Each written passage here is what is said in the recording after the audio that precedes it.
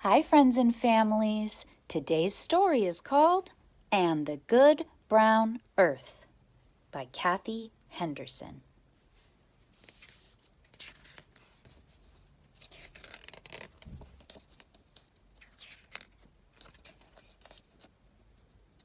And the Good Brown Earth. When Graham went to the vegetable patch, Joe came too. It was nearly winter. "Now's digging time," said Graham, and she picked up her spade and dug that ground into big old lumps. Joe dug too. He made a hole and a heap and a squashy place for squelching in.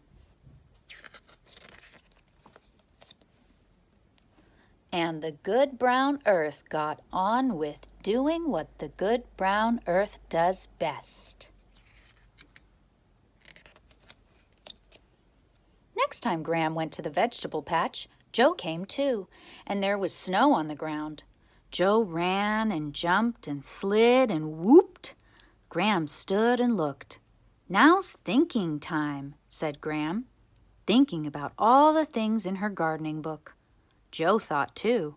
He thought up a snowman. Next time Graham went to the vegetable patch, Joe came too, and there was spring in the air.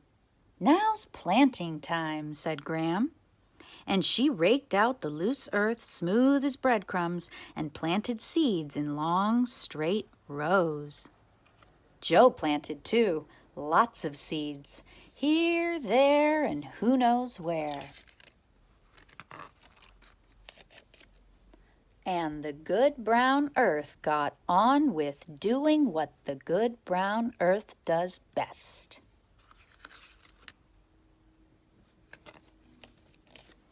Next time Graham went to the vegetable patch, Joe came too, and the birds were singing, the trees were flowering, and the rain and the sun were chasing each other across the sky.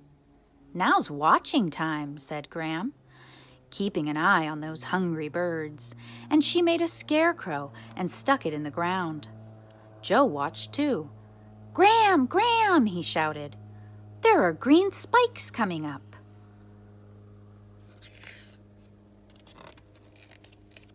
Next time Graham and Joe went to the vegetable patch, it was green all over.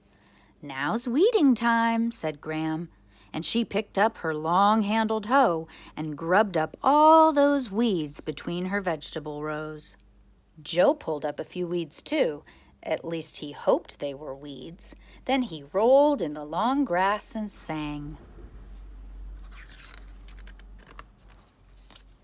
Next time Graham and Joe went to the vegetable patch, it was hot, hot, hot.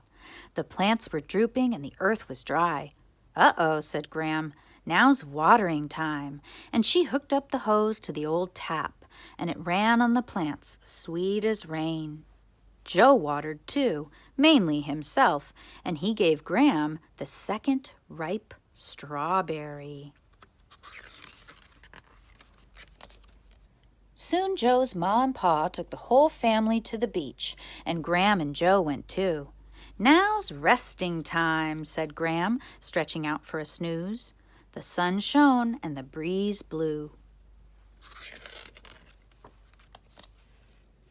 And the good brown earth got on with doing what the good brown earth does best, day after golden day, until... The next time Graham went to the vegetable patch and Joe came too, of course, what did they find? Oh, wow, oh, wow, oh, wow! There were Graham's plants, standing tall and ripe and lush.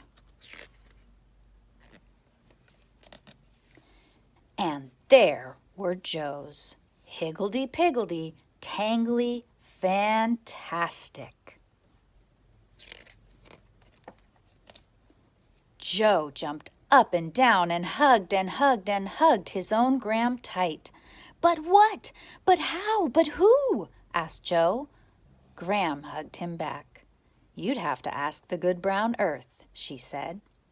Then she took her long-pronged fork and opened up the ground, and there were pale brown potatoes like buried treasure, and carrots, and parsnips, and beets. "Now's gathering time," said Gram, filling her basket, and Joe gathered too, beans and greens, ladybugs and grasshoppers, dandelions and fat tomatoes, and he ate so many blackberries that purple juice ran all down his chin. And when they'd finished gathering, Gram and Joe loaded up the wheelbarrow and set off home, ready for feasting time. And the good brown earth got on with doing what the good brown earth does best.